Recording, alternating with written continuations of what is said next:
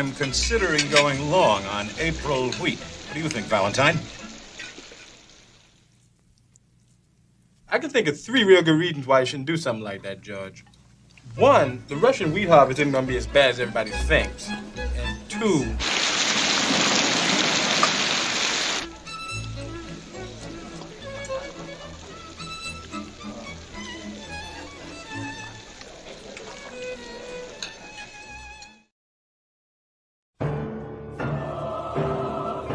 I see.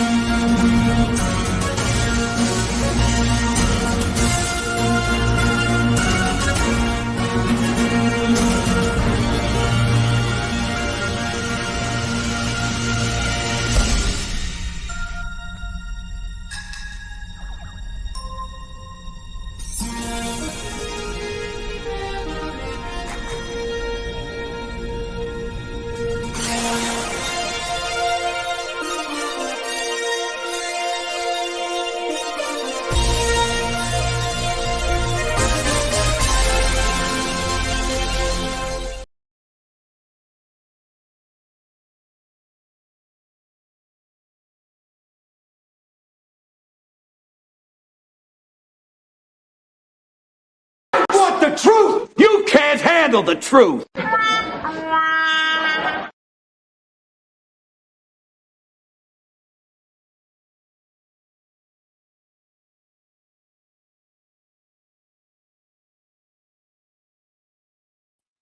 For crying out loud.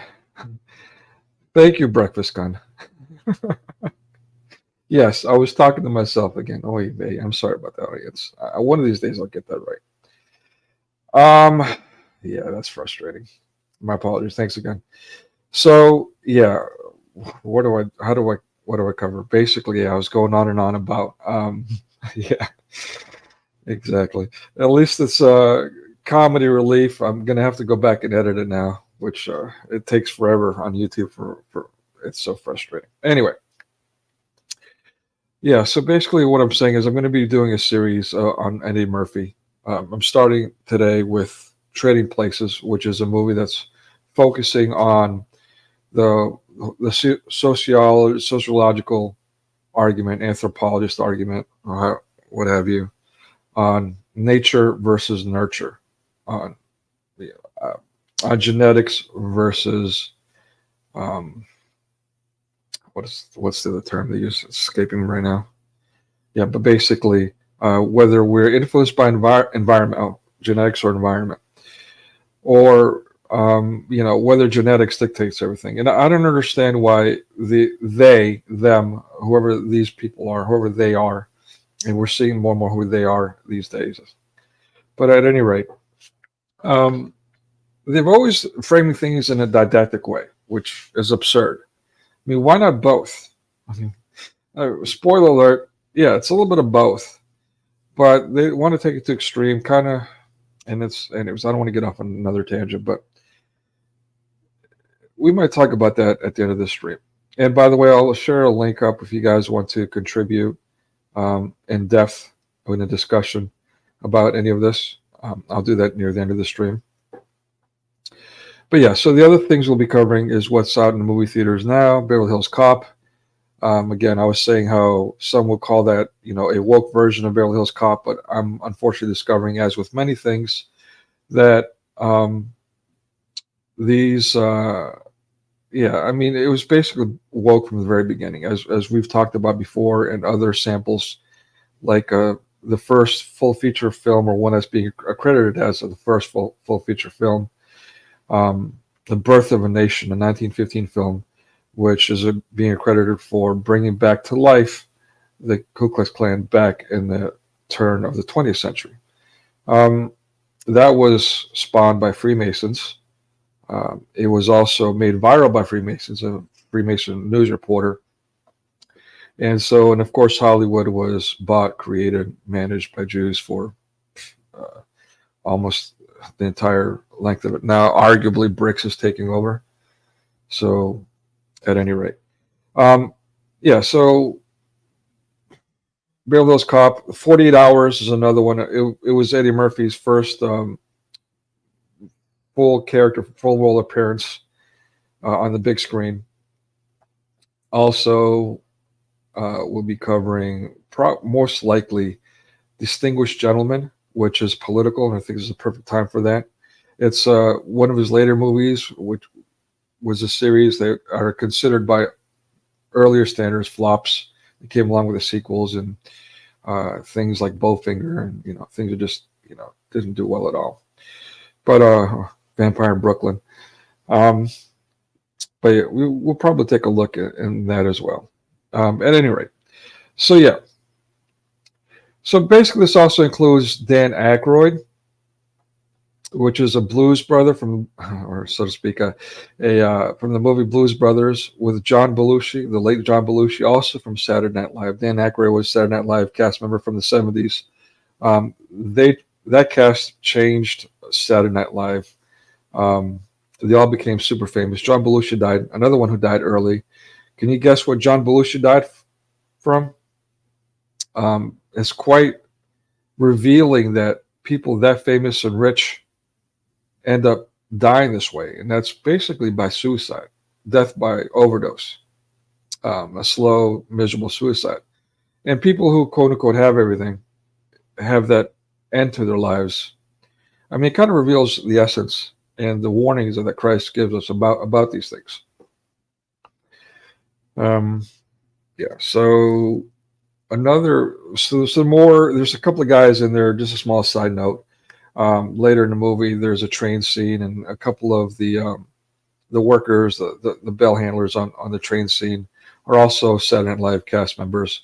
The Moranis brothers were supposed to do that, but they didn't. So instead, the inner circle, they got replaced by more Saturday Night Live cast members. And it's interesting how many stars and productions Saturday Night Live has produced in Hollywood. All right. So after that, so at the very beginning, this is the opening sequence. The Marriage of Figaro is being played in the background. And what you see the things that you see prominent will be made prominent. The setting is Philadelphia, which is the original capital of America. And that could be coincidence or not. It's also now currently one of the most impoverished cities in America, if not the most. And you will see streams online about just the meth addicts, the zombie lands and all that. It's quite tragic. So you see those kinds of things, and I don't want to play it because of copyright. YouBoob is horrendous when it comes to that.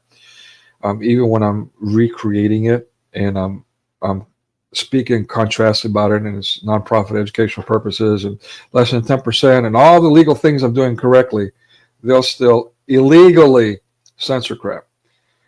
So yeah, that's what the servants of Satan do. They need to follow their own guides. There's no morals or ethics amongst them. Anyway, so just imagine that there's a lot of contrasting things going on. You'll see a flashing, and I encourage you can see it online for yourself, the intro. It's only like, a couple of minutes long. You'll see flashes of poverty contrasted with historical statues. 50 years later, and here we are tearing down those statues.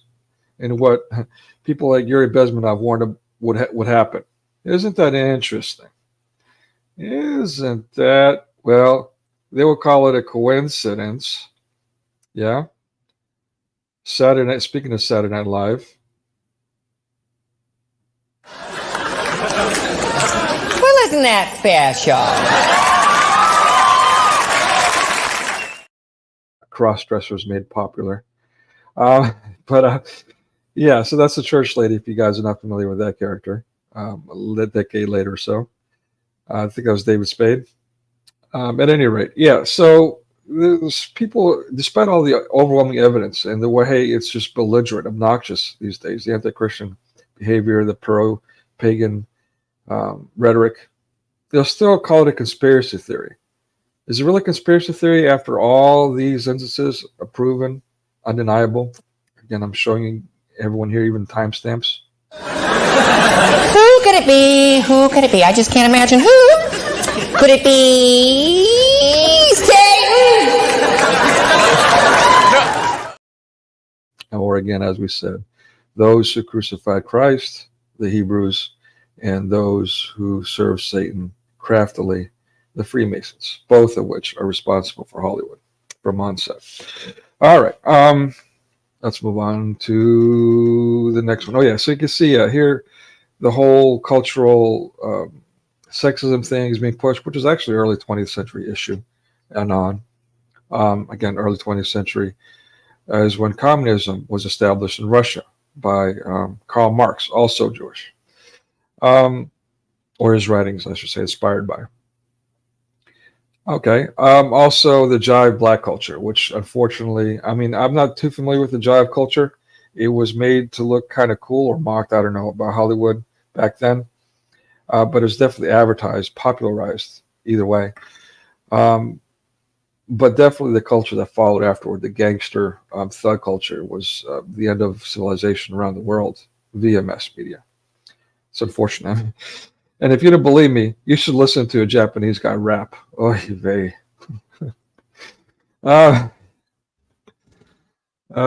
Man. Yeah.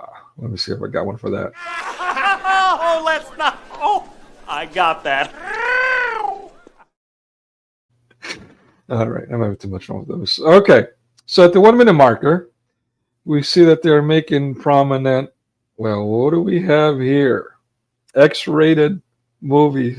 Again, this is quite, even in New York, you'd had right in the middle of downtown New York, the heart of Western civilization, so to speak. These even live sex shows made visible to anyone walking by of any age. So the downfall of civilization didn't start in the 21st century, or at least of America. It started decades and decades, generation after generation, especially through media. All right, at the 7 minute marker, there's it's being made cool how only the rich, the advanced, the elitists, the privileged have access to cell phone technology in their cars, later even more mobile. Also, of course, government agencies, but also the internet. The internet here is being displayed through cell phone technology. If you guys remember the movie War Games, geeks were able to access the internet and manipulate the internet there. Yeah, and again, here, these are the Dukes, Mortimer, and Randolph. Randolph is the environmentalist, so to speak, the libtard, and Mortimer is more the conservative, Republican, industrial type. He's all about money. Really, they're both about money. But anyway, more didactic nonsense. But yeah, so you see here, basically, he's got a science magazine journal. It's generic. It's not really ad placement, which is interesting to me. Or maybe it isn't. I don't know. Is there a publication called Science Journal? That sounds quite generic to me, but you never know. At any rate, He's talking about the whole nature versus nurture argument, which this whole movie is based upon. And let me take you back to the very beginning. Okay. Also here, there's White Man's Burden. John Travolta, Harry Belafonte. I think it was around the turn of the century, which was also based on, well, as it says, White Man's Burden, but the whole nature versus nurture thing. And it flip-flops the tropes in an extreme manner to make these arguments. Again, most recently, the American Society of Magical Negroes. I mean, it took the white man's burden concept to a whole other level. It was, to use Wool's expression, cringe. So, at any rate, yeah, let's get back to this. Okay, so, yeah, so later in the movie, a little spoiler alert. And again, if you haven't watched this movie, it was actually one of my favorites, even though I'm tearing into it. But this one I actually wouldn't recommend unless you want to put aside ethics and be entertained. There's a couple of good laughs in it, and its production value is brilliant. So overall, it's a good movie in that way. But now watching it as an adult, not so much. I wouldn't recommend it. All right, at the 9-minute marker.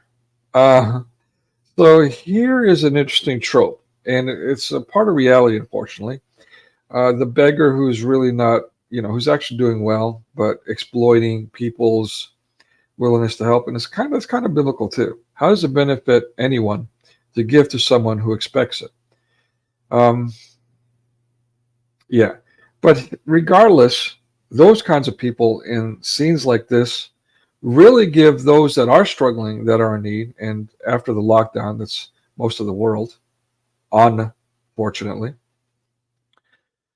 it's given them a more difficult time to get assistance, to help them get back on their feet, pun intended. Okay, at the 15-minute marker. So this con artist, after being reported and being exposed by the cops, because he's black, now, shouts, "Jesus, praise Jesus!" This is a fake miracle now. They're mocking miracles here, yeah, blaspheming the Holy Spirit, because those things aren't real. They're just a joke. Tragic. But they do this type of thing over and over and over again, including redefining the word miracle itself. At the 16-minute marker. All right. So as he's, let's say, eluding cops, the cops let him go, of course, because they were out looking to shoot a random black person, as media portrays. But he somehow craftily escapes with his charm or something.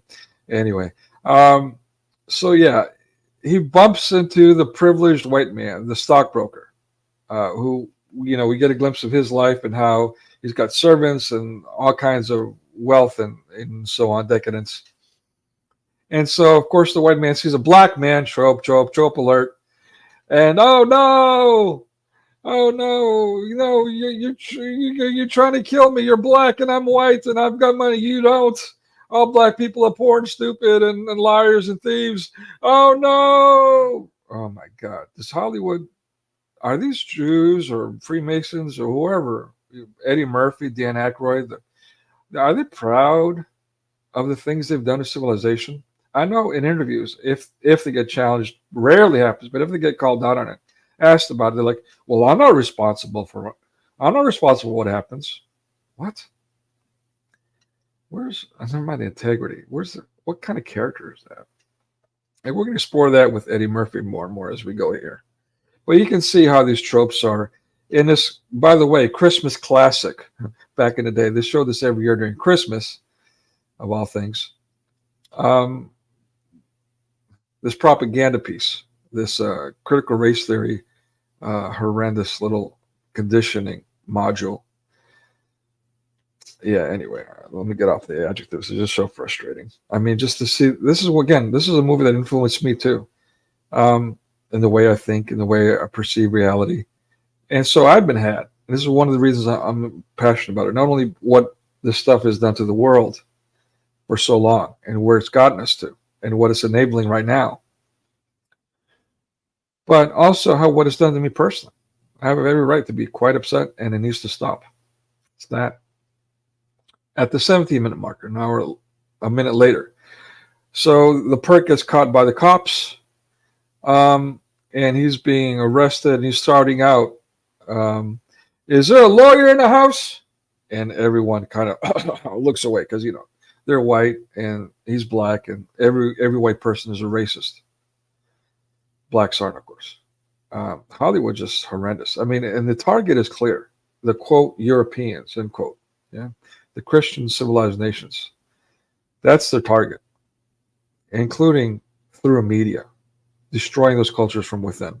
Like Henry Kissinger said. By the way, we're also now celebrating 50 years of the Cyprus invasion of Cyprus, the Greek island, by Turkey, something that the United Kingdom and the United States supported. And Henry Kissinger, during the 70s, in a public announcement in Europe, came and said, well, you know what? The problem is the Greeks. And so to break them, you have to undermine their culture and their religion. He said this publicly. And so ever since then, the occupied Greek island of Cyprus, according to the West, America and UK, is now a nation overrun by Muslims.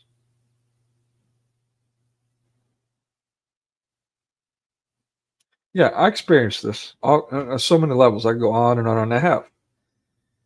But also in America, when I injured my elbow working for the biggest logistics company in America, and I went to get help. They sent me to the, what do they call it? Anyways, the McDonald's of hospitals. And this guy had a pharmaceutical representative show up while I was there. And they went to the next office while I'm waiting. And they're going in the sales agent, pharmaceuticals, Nexium was what he was selling.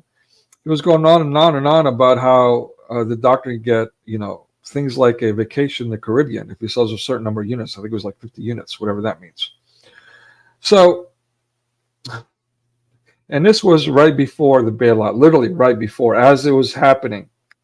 And meanwhile, I've got my AIG insurance agent going on about how, you know what, there's nothing they can do for me. But she's getting ready to go on a paid vacation to Vegas, paid by the company because she was the best contributor. She was bragging about that, terrorizing me. Right before the bailouts. Who did the bailouts bail and cripple the entire global economy, the U.S. bailouts? Well, AIG was one of the biggest benefactors. Of course, the banks were the other. Yeah, what is it? Not JP Morgan, Chase Manhattan. I can't remember the bank. We'll cover it. But one of the banks is also placed in this thing too, this movie, by the way. But yeah, I mean, it just goes on. And then we have the lockdown and the lethal vaxes. And right now, the congressional hearings and hearings before that, the civil suits and all that, that's not being covered but being silenced by communist pagan sites like YouBoob.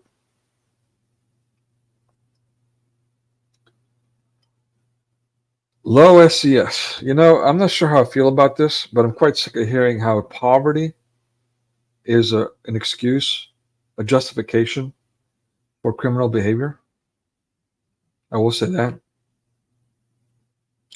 So these rich people want to manipulate a couple of people, one of their own, and the criminal that they just encountered. And they want to swap their lives to see if the environment will change their lives. That's what the movie's based on. These guys manipulating their lives, turning the privileged white guy into a desperate person, and taking a desperate person and putting him in a privileged environment. At the 25-minute marker, may I suggest you use your nightstick, officer? Okay, so now he's being bailed out by the Dukes, the two guys that you just said who were in charge behind this social experiment. And the cop responds, "Get out of here!" Okay. So yeah, I mean, you can see here already we got BLM going on, and again, BLM was nothing there. before it was called BLM, it was called Rise Up, and it's still called Rise Up. But before that, it was just called Hollywood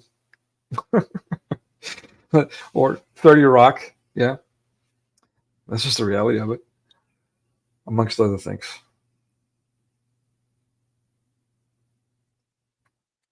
At the 42-minute marker, Persian rug from Persia. Who's been putting out their cools on my floor? So he's invited some guests now, his old friends. And of course, they're taking advantage of the situation. There's ad placement here, the bourbon, the cools, the cigarette, the Persian rug, the Persian. So how many TV shows or movies have you seen going on and on and on about the Persian rug? You just got through talking about Turkey and how America promotes Turkey. Business partner. What about Persia, Iran? Well, what about Iraq?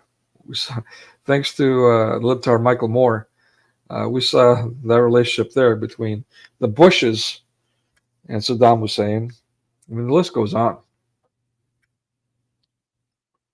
At 47-minute marker, if this place is indicative of the state of correctional facilities in this country, then they might as well let all the criminals, the convicts, go free.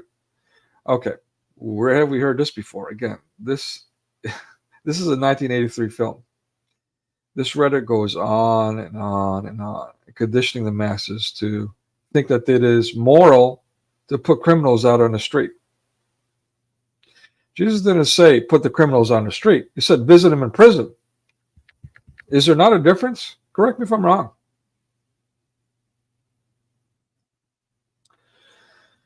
At the 48-minute marker, I swear to you with Almighty God as my witness, I'm not an angel dust dealer. By the way, why did they call it angel dust, PCP? Why did they call that angel dust? That's quite offensive. But so yeah, here we go now. What some call blasphemy, and here I would have to agree. This is using it in vain and to be blasphemous, misusing it. So he's basically, it's just bad. And of course, that's followed up by his girlfriend. He's being emasculated in public. He's being, this is a guy who's been set up, by the way. He's not actually a criminal. They just set it up so they can make it look that way. But now, on top of all this humiliation and destruction of his life, now he's getting smacked around by his girlfriend in public. Oh, who's going to come save the day? A hooker. Fantastic. The Jezebel saves the man. Oh, and more ad placement. Citibank. That was throughout the movie, you'll see Citibank in shot. So there's ad placement for Citibank here too. If you notice the credit cards here, they're all generic except for the one on the bottom left, right center point, which is a Citibank card. Yeah, and there's a Mexican comedian back in the 80s who would talk about I can't remember one of his I can't remember his name. He did a few movies. He was quite popular back in the day. But one of his comedy routines was he would actually talk about credit cards. Was you have your American Express card, I have my Mexican Express card, and he would take a knife, a big old knife, and he put it in his mouth. Like, hey, Mexicans will stab you. Wow. Anyway. But another joke that he would talk about, speaking of credit cards, would be actually calling out the credit system and what it did, how it contributed to the decline of society. And something about Bezmenov warned, actually, in fact, during the 80s. And he would say, you have your credit card, I have you. In other words, yeah. That's how it works. They give you this credit that you're not supposed to have. Like in the scene, it's talking about how he's so privileged. He can have goods and services charged in 86 countries around the world because he has his credit cards. And so he's privileged, and only the privileged have these credit cards. When in fact, while this movie was being made, everyone was being given a line of credit. You can put anything on the application, and they would give you a credit card amongst loans. And we saw in Acorn, Barack Hussein Obama, and the list goes on really, what happens with loans, and then they turn around and blame people taking out those loans, and never mind student loans and that scandal. Obamacare and health insurance, we've covered that already, or so to speak. It's all the same. AIG, the bailouts. I mean, yeah, who's running this? Greenspan, another Jew, giving all kinds of money without question. You can do whatever you want with it. Whatever happened to all that money? And they started printing paper money. American money became paper money. BRICS taken over. Yeah. Oh, but it's all a coincidence. It's not related. At the 52-minute marker, it sounds to me like you two guys are a couple of bookies. Yeah, I think he's got it. So a funny moment, a true moment. They're calling stockbrokers bookies, people gambling with insane amounts of money in people's lives. And yeah, I mean, the Great Depression, the suicide, the lockdown of suicide. Idiot Lisa. At the 52-minute marker, what's going to happen to me? Okay, so he's in a bank now, right? He's trying to get some money to help to pay back the hooker for her help, but they've canceled his credit cards. The big scene is not freezing his account, but canceling the credit cards in this erroneous, nonsensical scene. Bank administrators and security come out and they take his credit cards from him. They demand his credit cards and they cut it in front of him right in the bank. That would never, ever happen. That's so stupid. But yeah, the emphasis on credit cards, how they make or break you, right? 1983 film, early 80s. And everyone was inspired by this movie. Everyone wants to be the rich guy. Well, not everyone. I don't, but I mean, you know, everyone wants to be well off at least, wants to have a comfortable life, so to speak. So, yeah. And they're suggesting that's the way to do it, by going in debt. Even the accounting system, debits and credits. Debt is considered an asset. It's in the good column, the positive column. At the 53-minute marker. Soft hands. This is the hooker talking, by the way. Never done a hard day's work. So basically insulting the guy, the privileged guy, the white guy who doesn't work. I got to say, these people that do these kinds of things, not only do they work way more than anyone else. Hundreds of hours a week. Night and day, you know, obsessing about their jobs.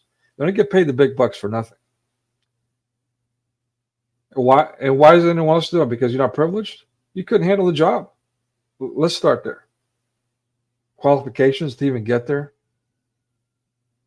And that's the reality of it. I mean, not to take away from the inner circle stuff. I'm not saying that doesn't exist. Definitely that exists. But in addition to that, you still got to qualify. And you still got to do the job after you get there. Or else you do end up on the street. But yeah, now he's on his knees groveling at the hooker to save him. Wow. So, again, this type of emasculation has been going on for generations in the movies that were quite influential and shown annually during Christmas. Does it get more blasphemous than that? At the 55-minute marker. Just be yourself, sir. Whatever happens, they can't take that away from you. Inspiring victimhood. I don't know. If you take it out of context and isolate it, and you take away this picture, and you have that, yeah, you can say it's inspiring. But in context, including the visuals, especially in lieu of everything, it's obvious what that meant. At the 59-minute mark again, Ophelia, she's the hooker talking again. I know, she was Hamlet's girlfriend who killed herself. Suicide. They've been pushing suicide for, among other things, for a long time now. I mean, basically brainwashing, one of the tactics, the methods of brainwashing, is to repeat something over and over and over and over and over and over and over again. Because how they will not do that, including with suicide. Over and over and over and over, non-stop, for decades, generation after generation after generation. at the 1 hour and 4 minute marker. Oh my God, I don't believe it. So these are the privileged people hanging out at the tennis court or the tennis club or whatever it is. What kind of club it is, I don't know. So, and yeah, and to see this miserable white guy now. He's their former friend who excelled more than anyone else. But now they're mocking him as he's in need. Okay. Yeah. So, oh my God, that's when they're going to use that. Oh my God, right? Blasphemous, associating that with this kind of behavior. At the 1 hour and 5 minute marker, I can rely on you, my friends, as character witnesses. Look at the hand gesture. Okay, it could be coincidence. This, I say, it could be a coincidence. It could be coincidence. He's got one black eye. It could be coincidence. And they could be making fun of themselves. They do that. Maybe revelation of the method, as folks like Jay Dyer would talk about. I don't know. To me, this in fact could be a coincidence. I don't know, but I just found it to stand out given how much production value, how much is invested in each little detail in every scene. So, writing, editing, take after take, production, screening. Yeah, I don't know. I don't know about coincidences anymore. Anyway, at least not with Hollywood or mass media. At the 1 hour and 7 minute marker, speaking of ad placement, and this is an E.F. Hunt commercial from the 80s. E.F. Hunt commercials, it will basically, again, what we started this stream with. It was just like E.F. Hunton. They know so much about everything that when someone from E.F. Hunton speaks, everyone stops what they're doing and listens, which is actually my ex-girlfriend.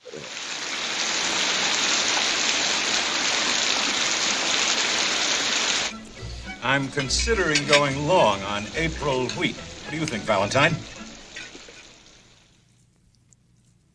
I can think of 3 real good reasons why you shouldn't do something like that, Judge. 1, the Russian wheat harvest isn't going to be as bad as everybody thinks. And 2,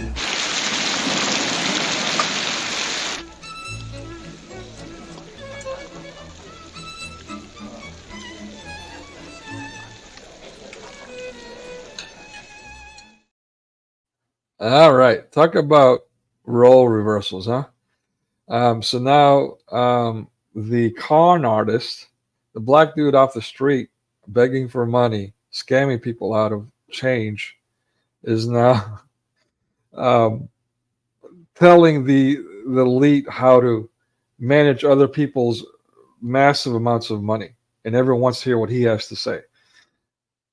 Wow, that's quite a switch. All right, at the 1 hour and 9 minute marker. It's 10 o'clock. Here's Johnny. All right. So for those who are not familiar with Johnny Carson, he was the Tonight Show host, the original Tonight Show host. Well, not the original. In my mind, the original, but the one that everyone knows, at least. He was a second, actually, Tonight Show host. But at any rate, Johnny Carson, who was co-hosted but with Ed McMahon, who had the sweepstakes clearinghouse, ship these in and you'll be a millionaire. You can win $1 million. That scam.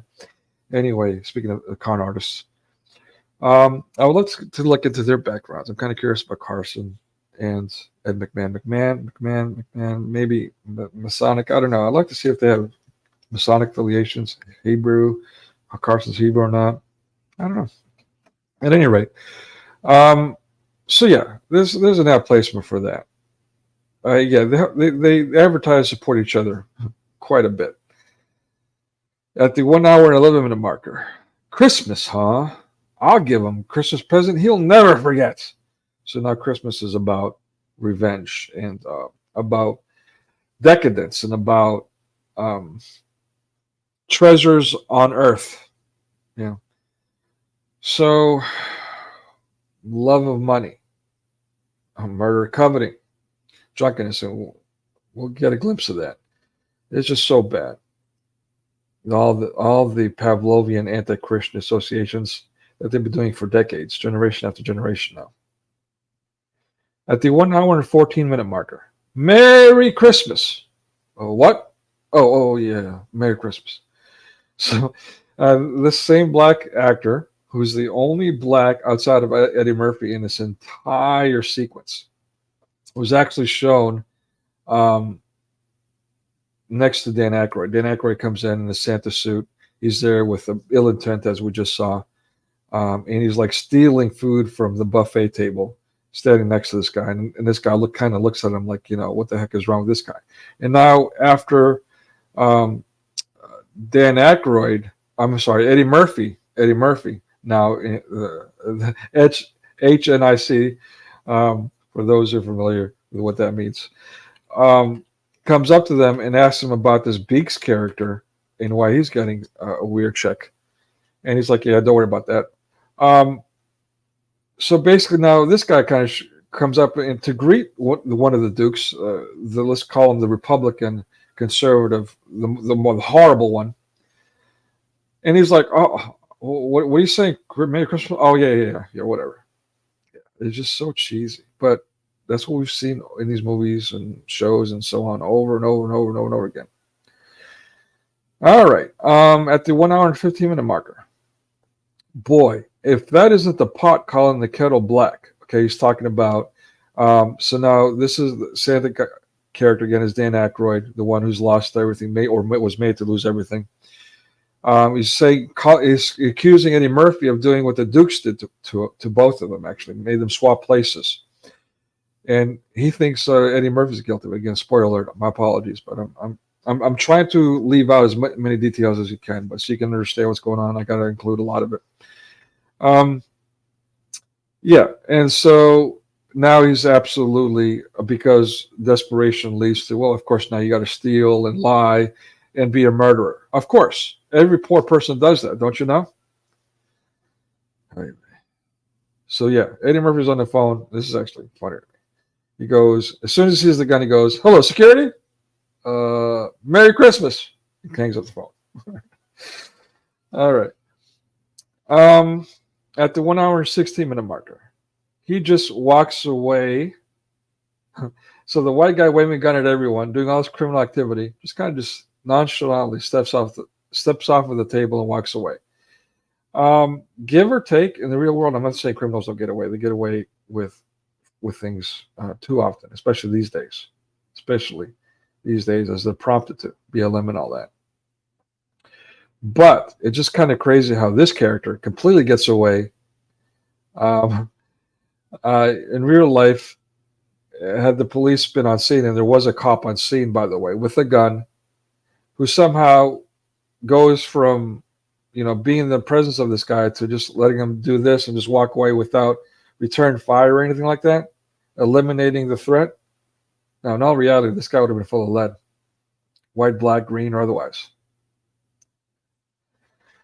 All right.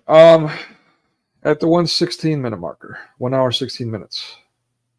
So here's a little role reversal with the rhetoric. Let's see.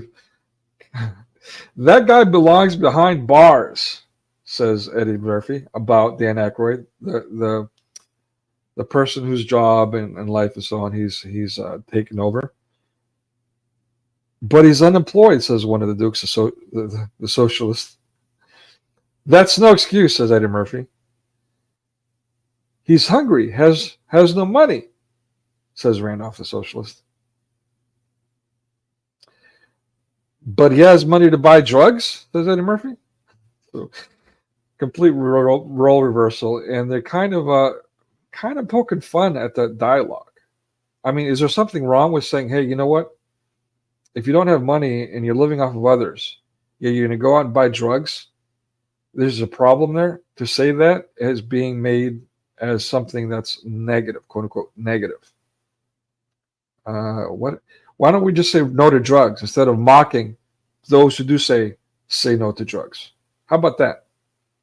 But no, instead we're going to have what we have now, the fruits of their mass media labors, what we're all suffering from in the 21st century. All of us, especially the conditioned, what we call the left, but the right too. Speaking of which, what's going on with Mr. Project Warp Speed? Doing more of the same while expecting different results. He's not our savior. Jesus Christ is. Gotta put that out there. At the 1 hour and 17-minute marker, again, more pro-drugs. Amongst all that, he finds a joint. So guess what he's going to do with the joint? Marijuana. It's okay. I mean, chewables. Look at how much they're pushing chewables these days. Okay, listen. Yeah, 1 minute later, he's in the bathroom smoking. You know what? And okay, check this out. I know plenty of rich people. Okay, none of them speak like this. FYI. So this is the Duke speaking. Do you really believe I would have a nigger run our family business? And then a socialist turns around and says, of course not. Neither would I. So, yeah, I mean, does it get more stereotypical than this? Come on, man. Oh, by the way, explain Barack Hussein, Obama, not only black, but a Muslim, amongst so many others. The list goes on and on and on, and for decades. Athletes, movie stars, TV stars, how many government offices? I mean, business, the list goes on and on and on for decades. What is mass media even going on about? These wondrous liars. Hypocrites would not even be fair. This doesn't even begin to cover it. Okay. Oh, look, more suicide. Again, doing the same thing over and over and over again. Again, this is just one movie, by the way. Just one movie. How about Better Off Dead? How about that movie? Which was all about suicide. And that was a cult classic. Pun intended. Cult classic. Anyway, I mean, the list goes on and on when it comes to that. But yeah, you see it again at the 1 hour 22-minute marker. And then at the 1 minute later, a doctor comes in to see how they're doing after they find him. Oh, by the way, spoiler alert, he pulls the trigger and the gun misfires. It doesn't go off. And so he tosses the gun with disappointment and bang, the gun goes off. Does it get much more promoting suicide than that? Well, so the doctor says, and for God's sake, no excitement. So now we're associating all this with God again. Merry Christmas. Okay. And now, right after that, we find him in the bathroom. Oh, doing what famous people with all the money and all the stars and so on, fame and love, still do. Kill themselves with drug overdose. Michael Jackson. I mean, this goes on and on and on. At the 1 hour and 26-minute marker. My God. Oh, there we go again. More blasphemy. The Dukes are going to corner the entire frozen orange juice market. Insider trading is what they're talking about. So now they're associating the Dukes and they're insider trading around this with my God. Okay. You call it coincidence, just call it writing. Of course they're going to say that. But there's so many other expressions they could have used. I mean, Eddie Murphy curses like a drunken sailor with something up his anus, the way he likes it. So why not use one of his expressions like shit? Oh, damn. The Dukes are, why, my God, and associating that with it. Again, this is not just one instance in one movie, but many instances in one movie, and pretty much every movie leading up to the 21st century. Lately, they've gotten away from this, not completely, but they have comparatively. But at the same time, they're outright pushing depravity, paganism. So they've gone to the next stage, openly pagan. At the 1 hour and 30-minute marker, I don't drink, says the character who's dressed up as an Irish priest. You know, we got to pick on the collar. That is a focus in my academic research, how the collar is portrayed, by the way. Horrendous. So yeah, the typical trope of the Catholic drunk. Kitty at Lacey. I won't get into that. So, by the way, the Catholics are the only ones that get drunk? Yeah, I got to at least ask that question. What about the libtards? How about them? How about the Freemasons? What the hell do they do? How about the pagans? Oh, Muslims don't drink? My ass. All right. What about where all the good drugs come from? The cocaine, the coca, marijuana, peyote.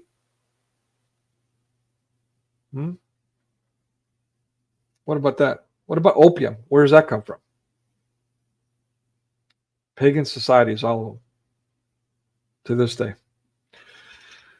1 hour and 30-minute marker. I don't drink. It is against my religion.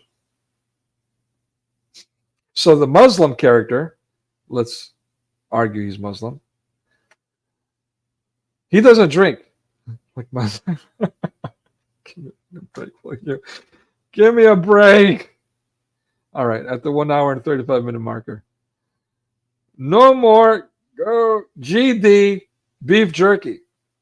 Okay, so now this is the main antagonist, the guy who's the spy who's doing all these things behind the scenes, the real sinister character. He's got them at gunpoint, saying, no more GD this, no more GD that. Because they've been found out in their double cross. What kind of word is double cross, by the way? At the 1 hour and 37-minute marker, it's New Year's. Let them have their fun. Okay, so basically, I don't want to say too much, but there's bestiality going on here and homoism, because the ape on the right, as you can see, is not really an ape, but it's also a male character. And that's all I want to say about that, because I don't want to spoil it too much in case you want to watch it. The production value is really good. There's some comedy in there, but the ethics, horrendous. So I'm not actually recommending it. Not at all, actually. Okay, at 1 hour, again, this is one of my childhood favorites, one of the movies that have influenced me personally and many others, embarrassingly. But yeah. Okay, so yeah, again, this is costume design here. This is common in Hollywood. Again, we keep covering this over and over and over again, so this is no coincidence either. In fact, when I saw this, I could see that there's something bad about to happen, or there's a bad character. But here, yeah, there's a double cross taking place.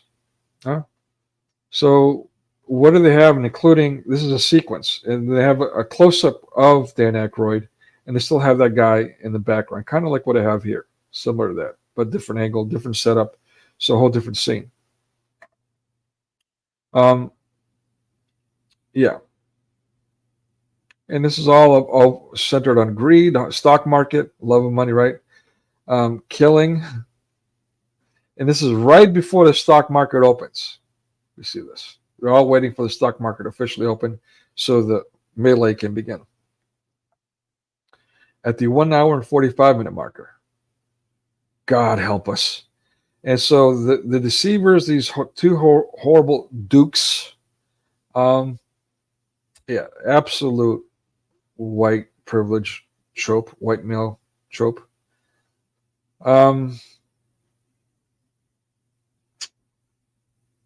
Yeah, they're saying, God help us amidst all this deceit and double cross. All right, the 1 hour and 47-minute marker. For Christ's sake, sell, sell. And you've got the dukes in there pushing the crowd, trying to sell their stock before they lose all their money. For Christ's sake, sell. For Christ's sake, sell. This is writing, people. This is a writer that took that, a director that thought about it and put it in there, actors that portrayed it, take after take, editors that kept it in, highlighted a certain way, producers that watched in the screening and gave it the nod, if not during production or pre-production. No coincidences here. A lot, quite the opposite. A lot of money, a lot of effort, a lot of resources spent on creating this. At the 1 hour and 49-minute marker, what a gay embrace. I'm not going to tell you the last time I got this kind of embrace, but it wasn't from a guy. I'll tell you that much. All right. So on that, and not to give away too many spoilers, but how the movie ended, but you could probably at this point guess how it ended. But let's show this clip from another movie came out a few years later, which paid homage to this movie. And again, Trading Places, there's rumors that they'll do a sequel. I hope not. But this, frankly, I say that with forgetting myself, because I want to forget cognitive dissonance, that this movie in itself is already woke, so all they can do is make it even more woke. So whatever. It's already woke. Quote unquote woke. Brainwashed. Zombie. Cyborg. Like a cyborg, zombie, goat. That's the left and the right. Watch too much media, become a cyborg, zombie, goat. Anyway, enough of that. All right, so let's watch the scene from Coming to America.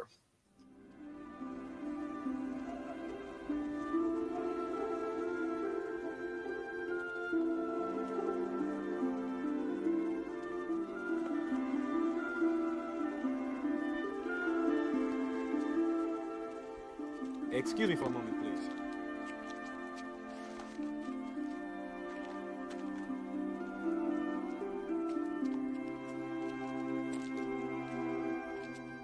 What did you give him? Oh, I just gave him some pocket change.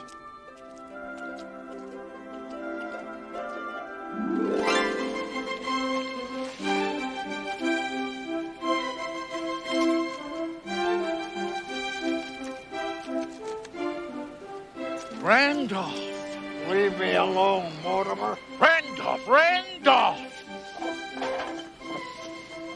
I'm still not talking to you. Look.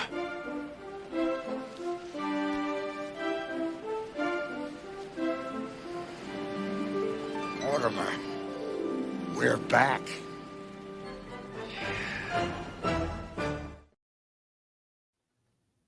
Yeah, like I said, thankfully not back yet. Hopefully won't be. Hopefully it's just rumors. But yeah, I say that because of my lingering love for this movie. But after, again, watching it as an adult and watching it critically, not really a fan anymore. Actually quite disgusted by it. Bothered by the whole thing.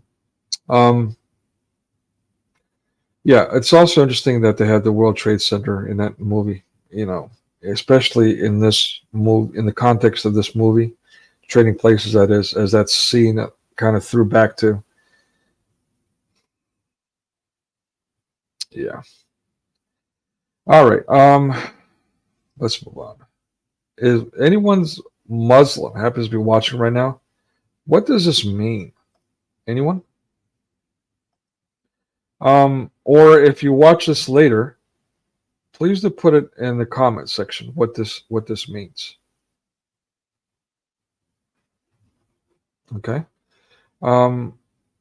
There's probably an app. I think I've heard an app we can translate things. I don't know how successful that would be on this, but anyways, I would love to know what this says. This is basically where that spy that's been manipulating things in the background, Beaks, he ends up here on this ship at the end of the movie. And yeah, it's a foggy setting and all that. I really want to know. Razzleton. All right, anyway. So yeah, let's talk about how the ending worked. Spoiler alert. I'm going to tell you the big plot ending, which is actually, it's kind of like that other popular movie about revenge, and Hollywood's full of revenge. Whatever happened to Revenge is Mine, saith the Lord, by the way. Yeah, but Shawshank Redemption is another one that's really popular, which also talks about the Count of Monte Cristo in that movie, amongst others. Anyway, yeah, so this scene about revenge. So what happens is, again, spoiler alert, now I'm revealing the big ending here. Embezzled crop report stolen and falsified. Okay, so they had the Dukes were paying some guy to basically give them the crop report before anyone else got to see it, insider trading. And the victims, Valentine And Aykroyd's character, the character's name escapes me now. Louis is Louis. I can't remember. Anyway, so let's say Louis and Valentine. They find that out that there's going to be the Dukes are doing insider trading with the crop report, and so they devise a plan to intercept that and to change it to give the Dukes a false report.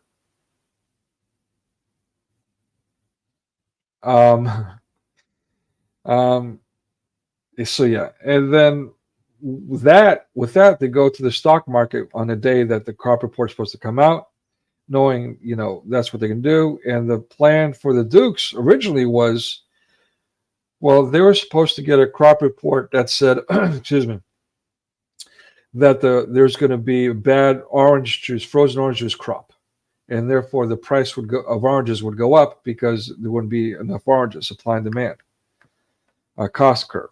So yeah, no supply, the cost goes up. So Valentine, the victims, Eddie Murphy and Dan Aykroyd, their character, Valentine and Lewis. They gave them the opposite information. They falsified that. They intercepted it. They stole it, the embezzled documents, and changed it where. I'm sorry. Yeah, I got it back. The crop report was supposed to be that it's fine. I know it's going to get it backwards. I wouldn't have failed. The original crop report is that oranges were going to be fine, but they changed it to the crops were going to be bad. So now the Dukes would want to buy all these oranges, and they would buy no matter what the price was, because they knew that the price was going to go up. And so they were cornering the market on oranges. Basically, they wanted to own most of the oranges, so they can charge whatever price they wanted for it at a future date. So what do these guys do after falsifying those documents, falsifying embezzled documents, a double cross? So blasphemous. Anyway, I couldn't find a better word for that. So on top of that, what they did was they also showed up in the stock market as brokers, and they started selling futures themselves. Futures for frozen orange juice at a future date, at a certain price, at a set price. Let's call it a mediocre price. So in other words, they're selling contracts to people to buy at that price at a future date, and it was much cheaper than the already now inflated price, because the Dukes and everyone else started buying because they saw the Dukes buying. They said, "Oh, they must know something, and so we'll buy too." So the price went up through the ceiling. And so when the stockbrokers heard these guys shouting, "Hey, you know what? At a future date, you can buy it at an even lower price," they're like, "Heck yeah, give me one of those!" And they started buying these futures, these contracts, to buy the orange juice, and so at a future date. And so when all of a sudden everything stops and the actual crop report comes out, and as I got it backwards, but as it turns out, there was nothing wrong with the crop report with the oranges, but so the orange crop was going to be fine. And so now those crazy prices where the Dukes had cornered the market and bought everything up is now a problem. All of a sudden it's like, hey, everyone's trying to buy all these expensive oranges, and there's plenty of oranges. So the oranges will be at a cheap price because there's too much of it. And so you sell it cheaper so you can get rid of it. You can sell your product. Again, the price curve. So now they got to sell. So they just spent all their money to buy this stuff at a crazy inflated price they shouldn't have. And now they got to sell before they lose too much money. And they're having problems doing it. Everyone's selling. Meanwhile, Valentine and Lewis, the victims, they start now buying at a low price. They wait for it to go like a tiny fraction of what it even originally was, the price of oranges, and start buying it at that price at the same time, the same date. In other words, they've already sold the same guys. This is an Enron kind of thing. They already sold to the same guys future contracts that they're going to have to buy at, let's say, $2. Let's say $2. And now that everyone knows the real report, now they're buying everything bargain prices, basement prices, for like say 50 cents. And going to sell it. I'm sorry. They're going to buy it at the same day. For instance, in other words, they're buying oranges cheap for 50 cents and selling it for 3 times the value, 4 times the value. All right. So now they're going to be rich. So that's the double cross. That's how that scene works out. And one more interesting thing is actually when this movie was filmed, that kind of stuff was legal. They were doing that at the stock market. That was changed later, and they called it the Trading Places Law, or the Eddie Murphy Rule. I'm sorry, the Eddie Murphy Rule. Eddie Murphy Rule. So if Trading Places hasn't influenced you or people you know personally, it certainly changed policy. And again, as far as all this stuff goes and trading places and all that, Trump in his scandaling money and becoming even filthier rich from cheating the system, declaring bankruptcy. That guy single-handedly changed both bankruptcy laws and incorporation laws, which also affected me personally. I was thinking about getting on a personal tangent and talking about that. I don't think I will. I might do a separate video or something, but yeah, I've alluded to this before. It's quite crazy what's going on in my life right now, but actually there's so many movies that have been made about it, so many books, so many things, so many dramas, this especially surrounding inheritance and all that. You just never think it'll happen to you. Or at least I didn't. I always thought my own family was better than that.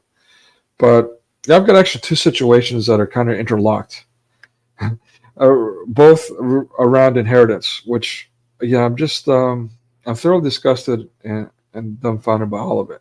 I'm the kind of person that, I am. I'm the kind of person that loves like a kid, trusts people with everything. But if you betray me, yeah, I'm going to be deeply hurt.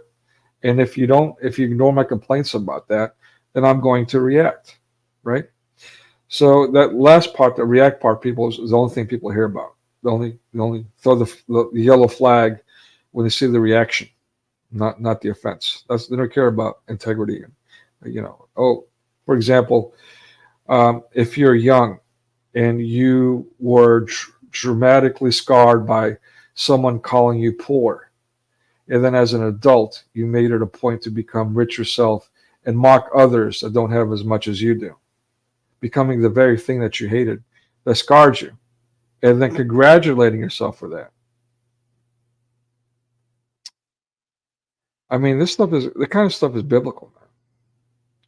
Also being pissed off because someone didn't want you to have a broken home, didn't want your parents to be divorced, didn't want you to be divorced.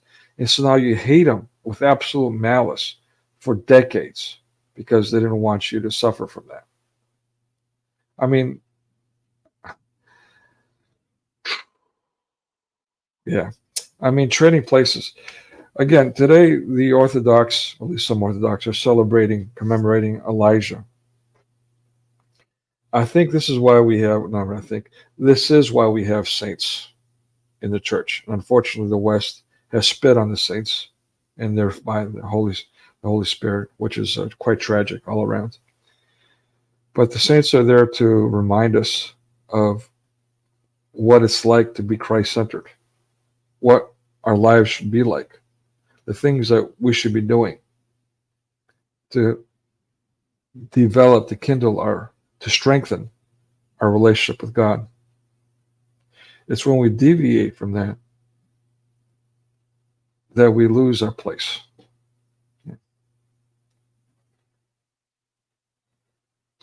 I mean, I don't know what to say about what's going on in the world with this Trump shenanigans. Who cares? It's vomit. Judge them by the fruits. Just be Christian, man. All the solutions to everything is right there. And I'm sorry to sound preachy, but that's just the reality of it. It's the reality for ourselves. It's called repentance. If you're doing these vile things, if you're lying, thieving, destroying others, playing victim, projecting slant, wagging your tongue, Yeah, I mean, I've had someone who's recently really dogged me out. You know, we're helping each other, but I was doing everything I can, despite his apathetic, let's call it that, apathetic behavior toward me the entire time. And turns it around and gives me the boot when he, in a deplorable way too. When he gets established and achieves his goals, and does it in a fashion which I suspected. I knew they were wagging their tongues at another cohort. And I knew this other cohort. I mean, he was doing things for a while, and he'd done all kinds of things, even coming on my streams, by the way. For literally verbatim saying the things that I was expecting him to say, because he would keep me up for hours saying those very same things. So basically, embedding those triggers, and they would come out and attack with it, trying to set it up to make it look a certain way. And then would wag his tongue about me and everyone else, all the apologists, while claiming that I'm the one that's doing that. I don't do that. I'll call people out.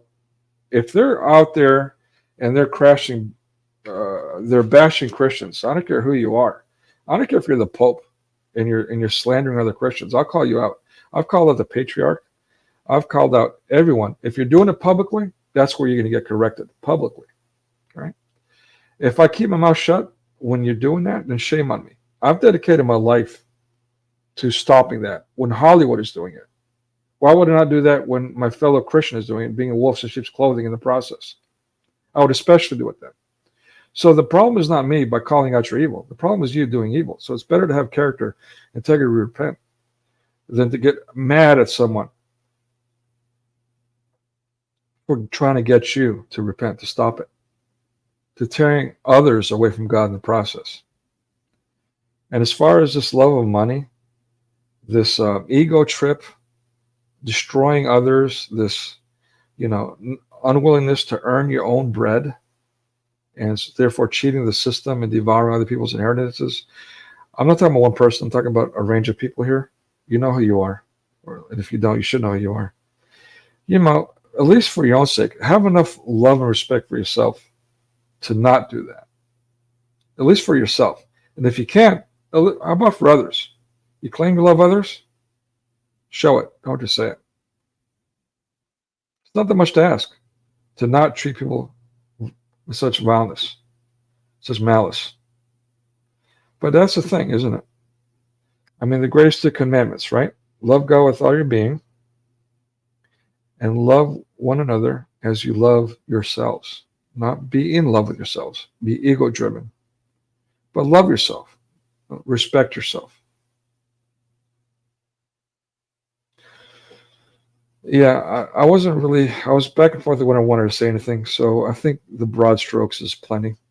And I think I'm just going to leave it at that. But as far as the circles go, trading places, I mean, people, please be mindful of how you impact others, especially if you're Christian, because now you're contributing to the tropes that I'm covering here. And if you're wearing a big cross doing it and all that, get your lace them. Wow, that's the worst. That's the worst. All right. What can I show here to kind of lighten up the mood? Oh, here we go. I ain't no thief. I'm an honest hoe. And all my hoes is honest. Okay. That is from Coming to America, by the way. All right.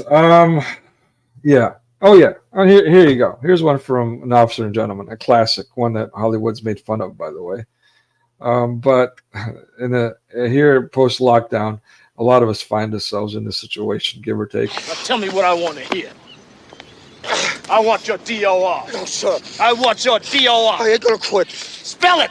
DOR. I ain't gonna quit. Yeah, then you can be free and you and your daddy can get drunk and go hog chasing together, huh? No, sir. DOR. I ain't gonna quit. All right, then you can forget it. You're out. Don't you do it. Don't you. I got nowhere else to go. I got nowhere else to go.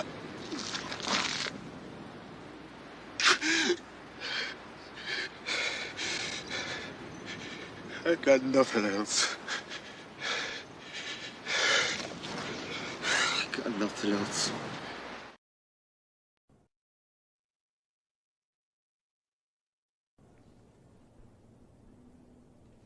What if this is as good as it gets?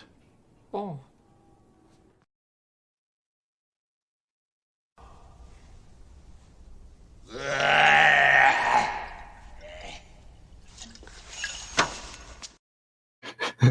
Dan Aykroyd, brother. Anyways. Lighten up, Francis.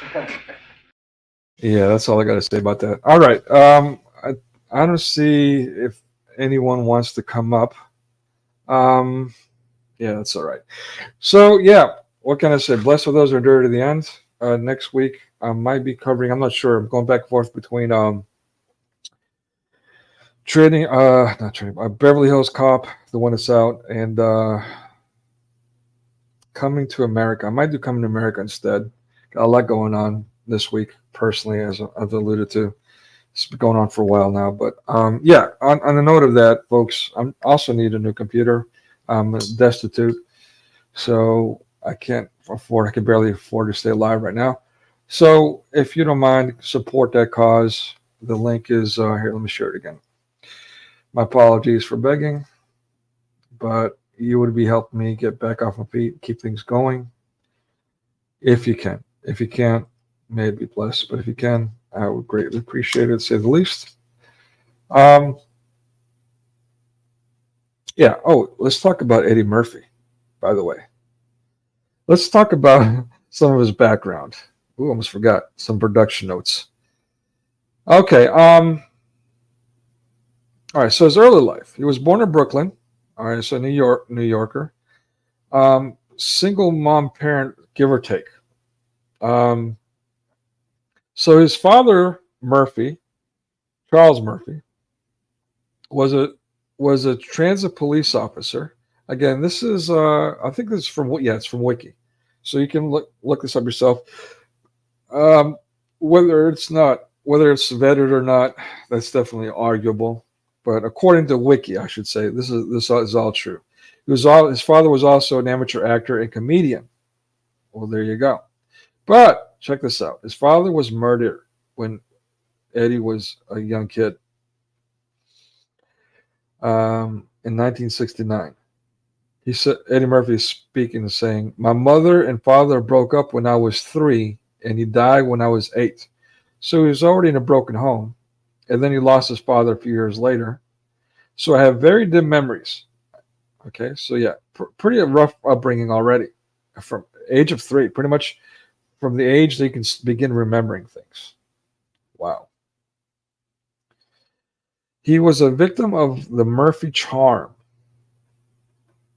So he's talking about his father here. He chuckles at the idea.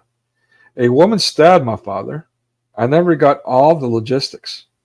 It was supposed to be one of those crimes of passion. If I can't have you, no one else will," quoting the woman who stabbed his father. Wow. So yeah, then his mother became ill. Both him and his brother, also named Charlie, went in a foster home for a while. He said that was a major influence in his life. I bet. Going in the system is the last thing you want for any child, but that's what they push for these days, especially if you're Christian. And when I say that, I mean the system, those in charge, the Baal worshippers, the anti-Christian crowd, those that are pushing queer reading hour to children, all these other evil things, baffling worshiping things, the commie Nazis, those people will take Christian parents, at least in some states, their children away from Christian parents if they protest this vileness. Put them in a system, the worst place you could be.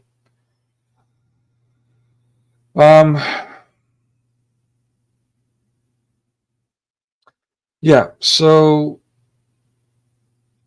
his stepfather was an ice cream plant foreman, which if you see his hilarious routine, he does a whole routine about ice cream, which became really, really popular. Oh, let's see. I also want to talk about, the turning point in his life. So let me share this with you guys. You may have already seen this. It was a TV movie not that long ago. Is this the one? Yep. Okay. Eddie Murphy, One Night Only. It was basically some kind of award ceremony that turned into a roasting thing. In fact, I'm going to go ahead and share that too before we move on, because I want you guys to hear for yourself some of the things that he had to endure from his quote-unquote peers a few years ago. Not that long ago, almost a decade ago, but yeah, anyway. Here we go. Let me make that bigger. Share on screen. I should have played my thing, that annoying thing while I'm doing this. Rather that we tap dance. Let me go read the prompt, right? I'm gonna read. Amen. Okay, so for those that don't know, this is Arsenio Hall. He had his own talk show. He's done a lot with Eddie Murphy. They were really good buds. I think they had a falling out for a while. I'm not sure what that was over, but at any rate, you seem to have rekindled that. I could be wrong. Remember the day you called me and told me your idea for coming to America, and I can't. Yes, he told me on the phone, and he said, "But there's something missing.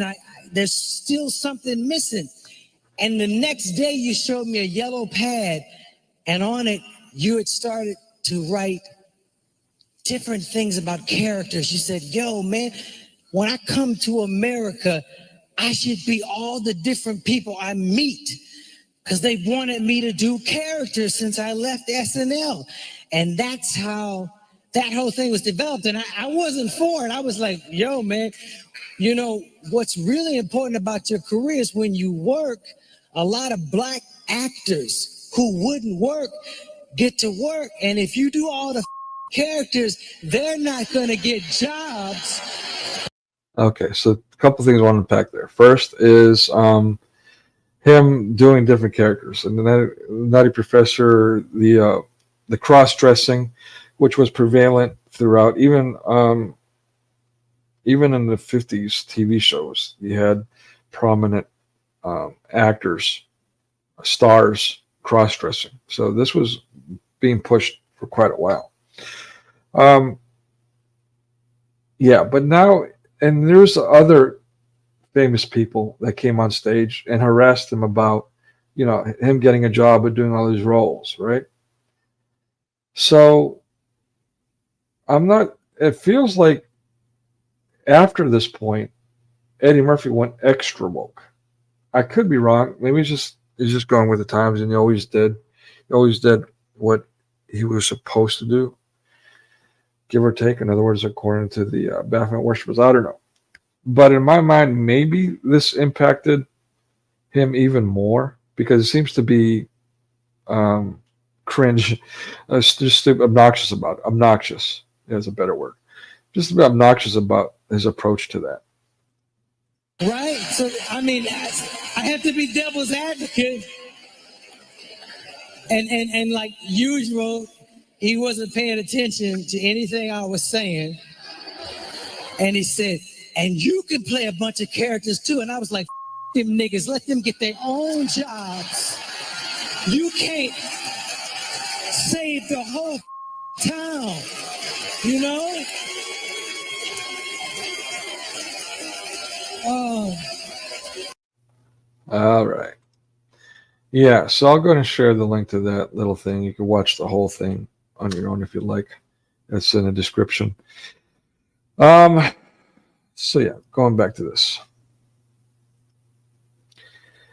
Yeah, he was criticized even by Spike Lee for that same thing, not helping black actors break into film, when the reality is quite different. The reality is that he helped tons of black people get famous. For example, Halle Berry, Martin Lawrence, Damon Wayans, even Samuel L. Jackson, Cuba Gooding Jr., even Dave Chappelle, Chris Rock, These were nobodies when they appeared in his movies. But yet, they're victims. They're victims. More of the same. Speaking of more of the same, how's that Project Warp Speed working out for folks? How's that been going? How about some Barack Hussein Obama? Can we get some more of that? How about another Bush or another Clinton? Yeah, by the way, more of the same. This commie Nazi platform, pagan platform. I mean, they approved my stuff. They declined it. They approved it. They declined it. This is the kind of stuff that I've been putting up with for a couple of years now, at least. I mean, I would spend hours per day, days, weeks on just one project, while they would sit there in 1 minute, approve something, and then the next not approve it. They didn't even follow. I was trained in these copyright laws. Okay, I know what they are, and I follow them. And in fact, I even, as you see here, just as a safeguard, will even upload them, like the little clips that I'm showing you. I upload them at a private thing where only I can see it, just to make sure it'll pass copyright, and they do. And then I show them. Yet still, YouBoob was harassing about it. See, these commie Nazi pagans, they have no ethics. Their ethic is to be evil. They contradict their own laws, their own guidelines. Don't wait for them to do the right thing. That's insanity. To expect these people who've been doing the same things to have different outcomes. Yeah, that's crazy. Don't. There's only one savior. It's not Trump. It's not anybody else. These politicians are all the same. How do you know if a politician is lying? They're moving their lips. Bottom line. Yeah, we got to support each other. Unfortunately, what I'm seeing is the exact opposite. I'm seeing Christian people, just like the Bible says, succumbing. They're losing their composure and turning on each other and giving up on the idea that we can help each other. It's a horrendous thing to watch. And that, of course, adds more fuel to the fire. So yeah, blessed are those who endure to the end. Blessed are those who endure to the end. All right, with that, I'm going to leave you guys. I hope this was fruitful for you. If I've left something out, any comments, whatever, leave it in the comment section afterwards. Hopefully this one, the anti-Christian hypocrites won't harass me about this as well. Take care. God bless. And thank you for your support.